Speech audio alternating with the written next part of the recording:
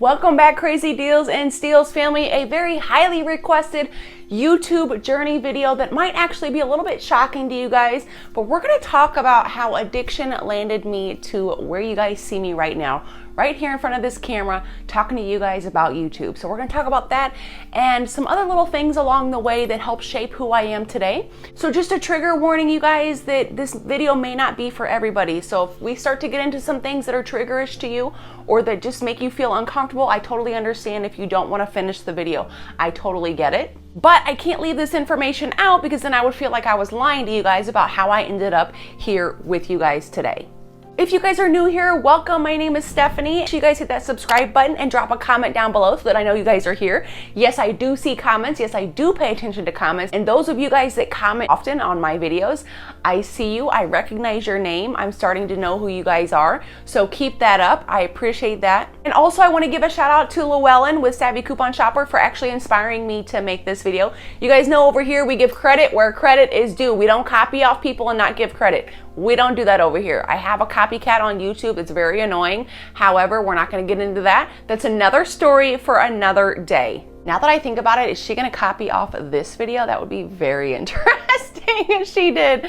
Anyway, we're going to chat about how addiction landed me here. I have not had the best go at it the last several years, but I do want to say that that's due to my own poor choices and nobody else's fault but my own. I am not here for a pity party. I do not need sympathy, but if you guys want to pray for me, I would love that. We all need prayers every now and then. So if you guys do want to pray for me, feel free to do that. Also drop a comment below. If you guys have experienced similar situations, I always have an open door policy with you guys. If you're not comfortable with commenting things like this down below, I totally get it. I will leave my email in the description box below. So if you guys maybe need help, or if you're suffering from addiction or have a partner with an addiction, you guys want to talk about it, I'm definitely here to listen, and you guys can feel free to email me if so. Because we will be talking about overdoses and other things like that. This is somewhat of a sensitive topic, but as we get through that, we will start talking about YouTube and how we got to this point. And I recently got my business license in the mail and all those fun things, so we're going to chat about that as well. And without further ado, we're going to get started right now. Let's start this story off way back when, okay? I was born in May of 1987, and I do have an older brother. He's 2 years older than me. We lived with my biological mom and my biological dad until we were about 2 and 4 years old. And then my dad decided he didn't want to be married anymore. So he removed us, as in my mom, myself, and my brother from the household. And we had to move back in with my grandma so my mom could get back on her feet and things like that, which is part of the reason why I am here today, because I do work a lot and I've never been dependent on a man for any type of a reason. I've always been kind of a go-getter to go out and get it on my own. But once we moved back in with my grandmother back here in Missouri, my mom got back on her feet. She finished her college education and we were able to move out of my grandma's house into kind of like a small ranch style home, just the three of us, and my mom ended up getting remarried. Things were going pretty well, and then I hit high school, not so much. Girls were really not nice to me in high school. I remember leaving school crying on a daily basis. Like, I don't know why people are so mean to me. I did end up pregnant at 16 years old in high school, unfortunately. However, I wouldn't take it back for the world. You know, my daughter means the absolute most to me. But I did end up pregnant in high school, and I had my daughter about 5 days after my 17th birthday. And I cannot say that I raised her alone. It was tough, but I had a lot of family support from my mom and my dad. You know, if I say dad, that means my stepdad, just an FYI. So I had a lot of help from my mom and my dad, and my grandma was my absolute rock during that time. She watched my daughter while I was in school so I could work and still try and play sports. She really wanted me to try and have somewhat of a normal childhood, even though I had a child as a child. She really supported me with that endeavor, and I am deeply indebted to her and so appreciative of her. She did recently pass just within the last few years, which was a really rough time for me. I was really close with my grandma. But after high school, I went ahead and went on to college. Most of you guys know that I do work full-time as a nurse. You guys might not know that I did also graduate from college with a master's in social work. I've had this need to help and save people, or whatever you want to call it. I've had this since I was younger. So I did graduate from college as well with a master's in social work. So while I was finishing my social work degree, I did move to the suburbs of St. Louis to go ahead and finish that degree, and that's where I live now. During my social work program, I did meet someone that I would consider my significant other for several years. We were together for about 5 years. And when we first met, everything was okay. A couple of red flags that I had missed, but I was ignoring them. I was naive and I was young and dumb, I guess you could say. So we got together, and some red flags, like I said, that I missed. However, as time went on, things progressively got worse. And within a few months, I had figured out that he had a very serious addiction to opiates. I'm not gonna say the name of the drug. I'm sure you guys can figure it out on your own. YouTube doesn't like that kind of thing. So he had a very serious addiction to opiates, and things progressively got worse as the years went on. I didn't leave, you guys. I didn't leave for 5 years. I stuck with it. I stuck by his side. I did what I could to help him. But there's a difference between helping and enabling. And now that I look back on it, the majority of what I was doing at that time was enabling him.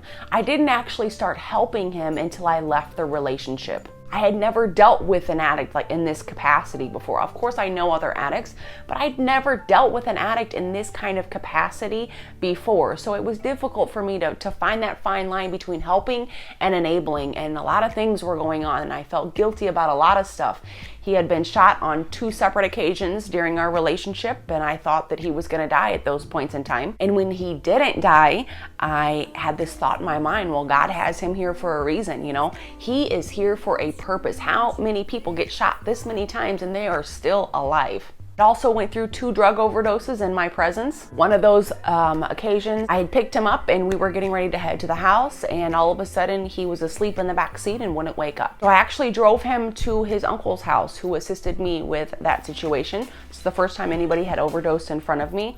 So I was traumatized by that. And then at that point, I got to this mind frame where if I leave him, who's going to save him the next time? If I leave, who's going to be here for him? He's going to die, and then it's going to be my fault because I wasn't there. And the second overdose came around, and I was actually sleeping and woke up to this, and he was not breathing. His heart was beating, but he was not breathing. He had what we call in nursing field agonal breathing, which means it's not really a breath. It's like a big, deep kind of breath, but it's more like a gurgle, and the breaths are very far apart. So he was agonal breathing like once every minute and a half. Of course, I freaked out. I tried to stay calm, but who can stay calm in that situation? I thought this man was gonna die. So of course I freaked out, and thank God that he had Narcan. So I gave him 2 doses of Narcan to reverse the effects of the opiates, and he came back to life. Basically saved his life, because like I said, what if I wasn't here? What if I wasn't here to administer the Narcan? Who would have found him? Nobody would have found him until he was already deceased, and at that point it would have been too late. So after that second overdose, I'm still feeling that guilt. If I leave, who is gonna be here? This man is gonna die, and I've had nightmares about his death. Had many nightmares about him dying. It's like a recurring occasion. Even after we split up and we're not together anymore, I still think about it, and I still wake up in the middle of the night, sometimes in a panic, sweating, thinking that this man has died and it was all just a nightmare. But after that second overdose, I said, you know what? Something's gotta change, because in between overdoses and shootings, there was so many other things going on, so many traumatic things that I honestly can't even remember everything. And since I've talked to a therapist more recently, I have come to know that that's actually normal. That's my brain's way of protecting myself emotionally from remembering traumatic experiences. And my therapist has said, don't worry about trying to recover bits of memory that you don't have right now. Don't worry about digging that up. Just let it be. And I've tried to do that. Unless someone reminds me of a situation that had happened, there's a lot of things that I don't actually remember. I have large gaps in my memory from this 5-year time frame that I just don't know what happened. But I do have some very vivid memories, you know, like the shootings and the overdoses and the stolen cars and all kinds of other things. If you guys want to know some crazy addict type stories, you guys let me know in the comments, but I'm not going to share all of them right now. The video would be way too long. So as all these things are going on, I'm finishing up my degree at the University of Missouri, St. Louis, and I just felt like something has to change. I can't keep living like this. Every day can't be a traumatic experience. I don't have to live like this, but I was so codependent with this person. I had no boundaries.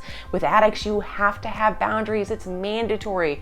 I had no boundaries at all, and I was so codependent. If you guys don't know what codependency is, I'll put a little strip of information up right here for you guys. It's a very toxic situation, and I was so enmeshed with his addiction and him as a person. I had lost myself.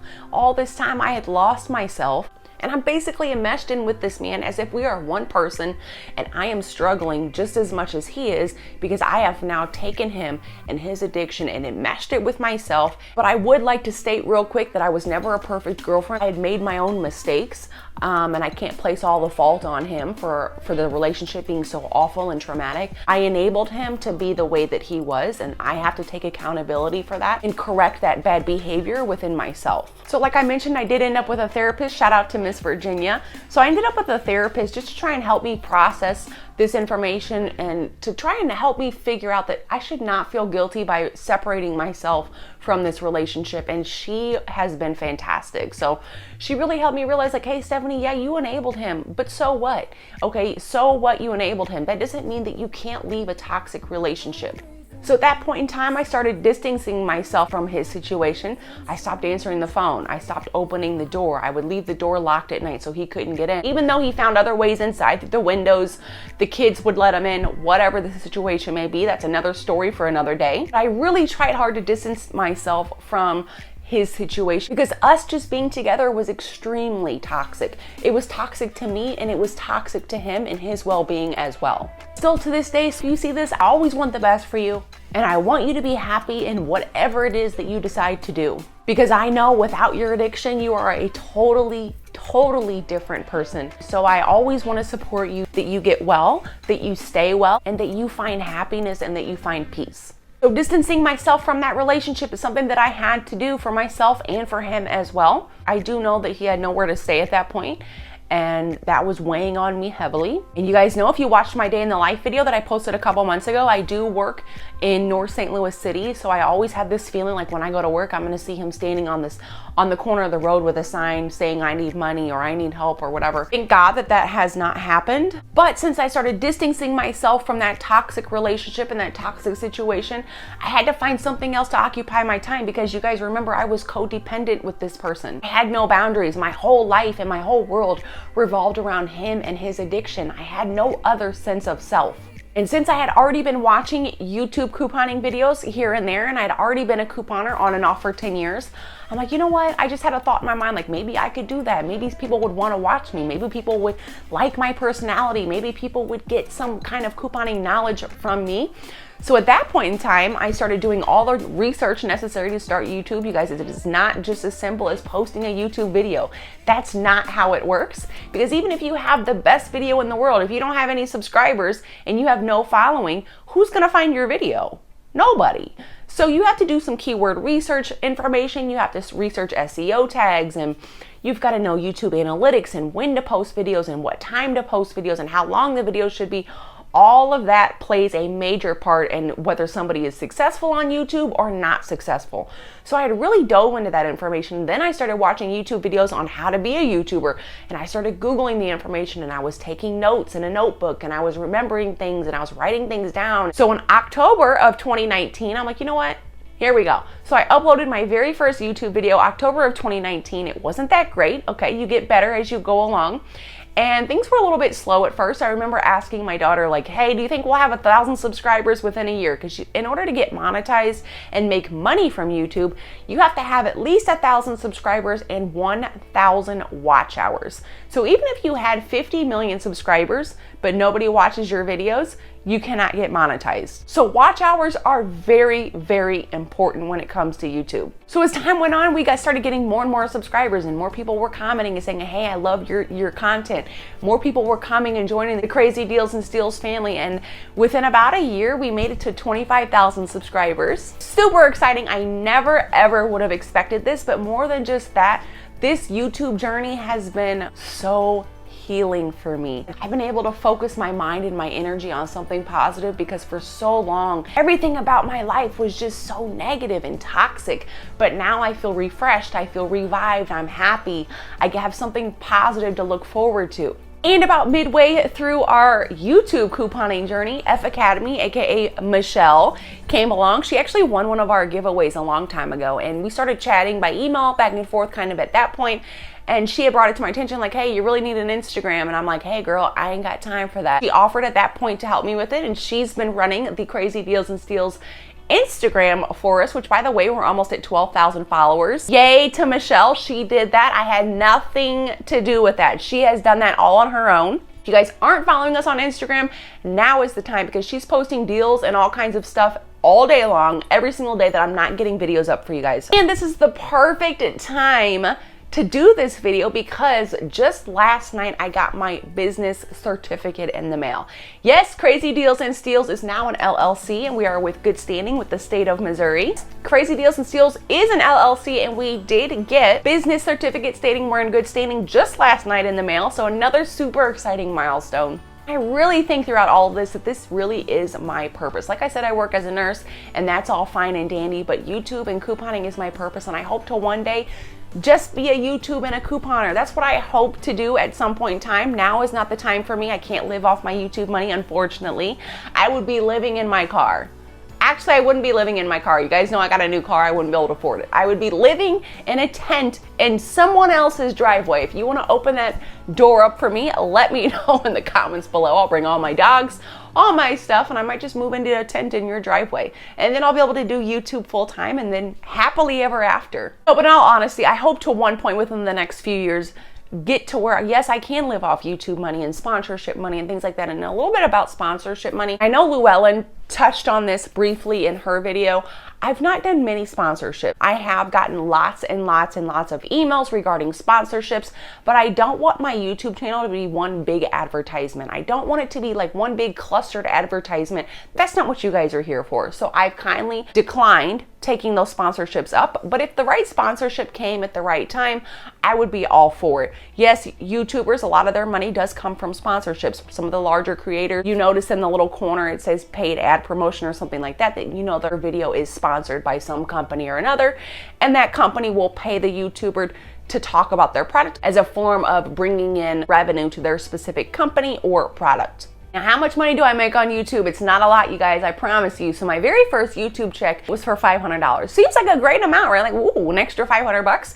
But when you take into consideration the time that you spend doing YouTube videos, it's not that much money. So I spend probably about 40 to 50 hours a week filming and editing YouTube videos. That is a lot of time. However, I'm not gonna complain about it because like I said, this YouTube journey has helped me stay focused and stay busy on something positive. So as time had went on, my YouTube check has gotten a little bit more and more and more usually as time goes on. However, I will tell you that during December and January, when everybody's doing Vlogmas, YouTubers make probably double their regular YouTube income.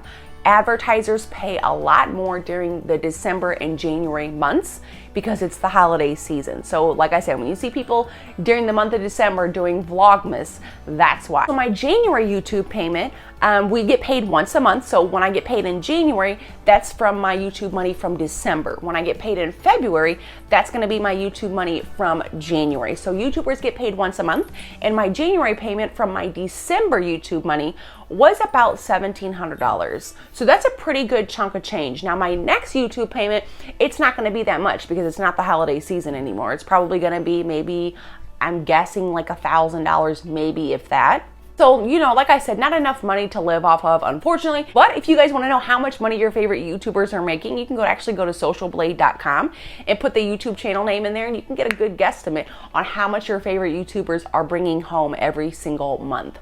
All right, you guys, so the moral of the story is do whatever makes you happy, right? If you're in some sort of toxic ongoing relationship, you guys, you have to leave. You've got to get out of there. If you guys need help with that, please comment down below. If you don't feel comfortable commenting down below, I totally understand. You can email me. I will leave my email in the description box below if you guys need somebody to talk to. If you have someone in your family suffering from addiction, you're having an issue navigating that, I'm always have an open door policy for you guys. You guys can always email me. Let me know what's going on. I won't share your information with anybody else. It will be kept confidential. I'm here to help you guys in any way that I can, whether that be with couponing or life type issues. I'm always here for you guys. For me, YouTube honestly makes me happy. I love doing this and I couldn't see myself doing anything else. Now that I've started, we're not stopping. We're gonna continue on and make video after video after video. If there's any kind of other videos, out of the norm videos that you guys wanna see, please let me know in the comment section below. I kind of like this video. It's different. I'm actually just going off the top of my head. I don't even have anything written down. I'm just kind of winging it. You guys let me know in the comments though. Any other videos that you guys want to see me do kind of like this out of the norm, if you want to know more addiction type stories, let me know in the comments. I've got plenty of those. If you want to know about my teen pregnancy and more details on that, you guys let me know that in the comments as well. Please let me know what you guys think about this video. Like I said, I don't want any sympathy. I don't need a pity party. All those crazy traumatic things happened to me because of my own bad choices. I could have left that relationship 5 years ago and I chose not to. That was my own choice, my own downfall. But hey, had I not stuck it out for those years, would I be here today? Would I have started the YouTube channel? Probably not. You know, I don't know. God works in mysterious ways. I'm forever thankful and grateful for this opportunity. And thank you guys so much for continuing to follow Michelle and I's journey through YouTube and Instagram. You guys have been nothing but supportive, and I am deeply, deeply appreciative of you guys. I'm starting to learn who you guys are and your names, and you guys comment so often, and I'm starting to put 2 and 2 together, and I see you guys, your guys' comments. I see you, I notice you. Thank you for your continued support. And that is it for me for today, you guys. Make sure you check out these other 2 really great videos right here. Let me know in the comments any other type of videos that you guys want to see, and I'll talk to y'all later. Bye.